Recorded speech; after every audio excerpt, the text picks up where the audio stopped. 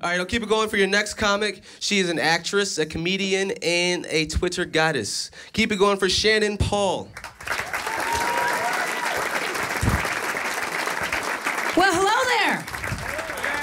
I am very, very glad to be here. I get to dress up for you nice people. I am so excited to be here. No, I don't have as many opportunities to dress up as I used to because I'm a mom. I have a pushy 5-year-old boy at home. That's what I have, and I spend most of my time following him around. And if there's any other moms in the room, you know that you get to that point where you're just disappointed in most of your life because you want to be a classy lady. You grow up, you want to be classy, right? And it's very difficult to be a classy lady when you spend most of your time going, good poopies. Oh, good. Good job. Good. Oh, yes, little man. Oh, kind of thing. Not classy in the slightest. No. 5. Made it to 5. Didn't ruin him yet. That's great. You know, little boy, he's awesome. You know, he's very, very adorable. But once they get to 5, they're at that age where they're smart, but they're not wise because they just got here, but they think they know everything, you know? So we have a lot of stuff to work on in our house. Like, you know, I know it sounds weird. Most 5-year-olds, I know they still take baths. Not in our house. No, we take showers. But that's because 3 years ago, he just stopped sitting down in the tub. No, yeah, I'd fill it full of water. He just walks around in circles. That's what he does, just walk around. No bending in our house. No bending. God forbid you bend. No. But it works for us because he sits there, he takes a shower, I turn it on. He stands there, tries to drown himself like a turkey in a rainstorm. It's all good. But like I said, you have lots of stuff to work on. So we're also working on the toothbrushing as well. So the other day, I give little man his toothbrush. I reach over here to get the toothpaste. By the time I come back, oh no, he's not brushing his teeth. He's brushing his butt.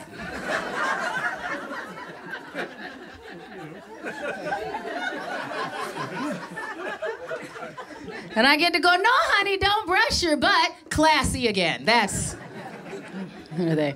But he looks at me like I'm the stupid one, you know? Because clearly this apparatus was specifically designed with this task in mind. He's like, that washcloth you gave me was garbage. In fact, I don't think you're any good at this. You're defective. Taking you back to the mommy store right now.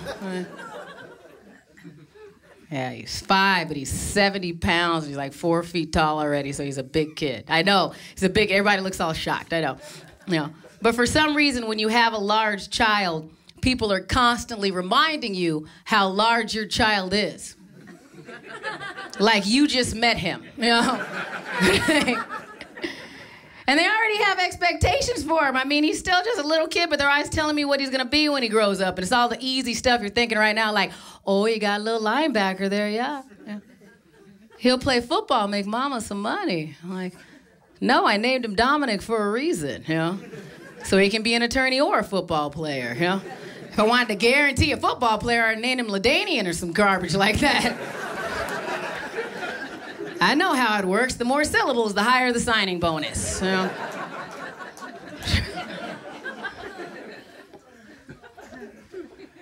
No, he's funny. It's funny because I hated being pregnant, and I know women are very often disappointed when I say that, but I did. I hated being pregnant. I didn't have any reason to hate being pregnant. Like, it was this bad. My ex-husband and I used to try and come up with games to distract one another, and I happen to be black. Yes, hi.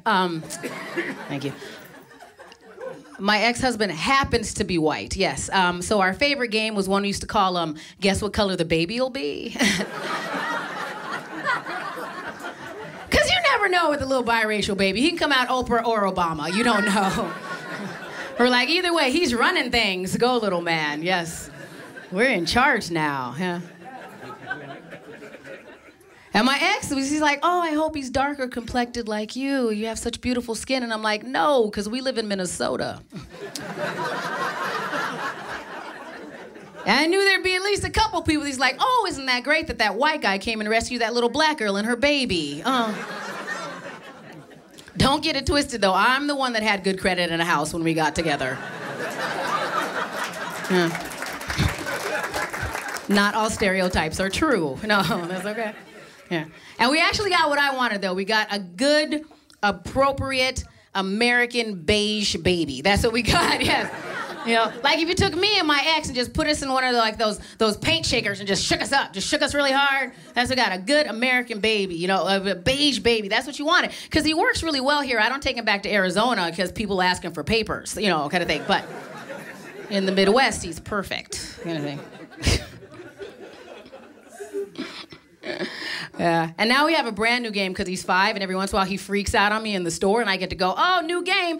I get to play, I'm just the nanny. That's what I do, yeah. I'm going to tell your mama when we get home, little man. Let's go.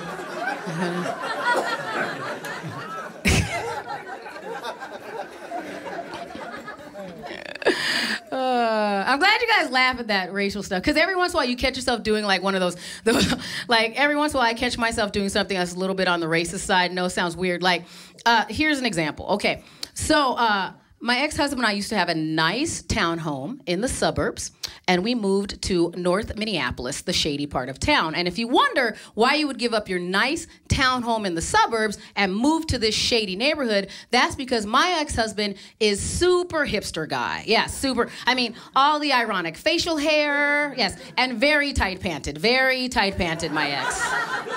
Very much so. I mean, in the cycling, it's exhausting. You just want to hit him. It's exhausting.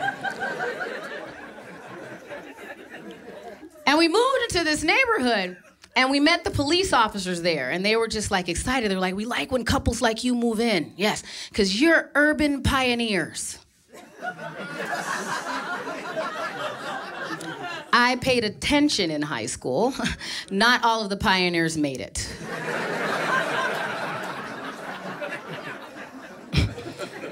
And of course we got robbed, you know, and our house got robbed, and it was no shocker. And this is the weird part, though, because I'll be honest with you, I really was hoping that it was a white guy that robbed us, you know?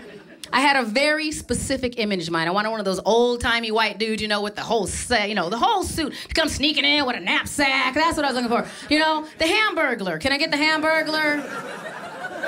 The Cookie Crisp kid, where's he? You know? But no, it was a regular old black dude that robbed us.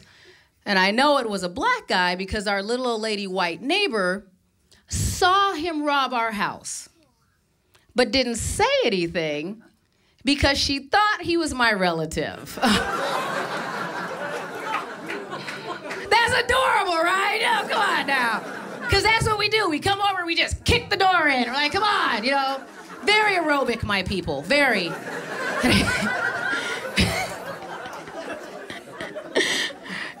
And that's the best part of the story, because that means that we have come so far in America that as African Americans, even when we do screw up, y'all are afraid to call us on it.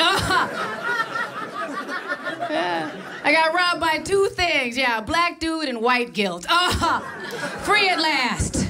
Free at last. Thank you, guys. Enjoy the rest of your show.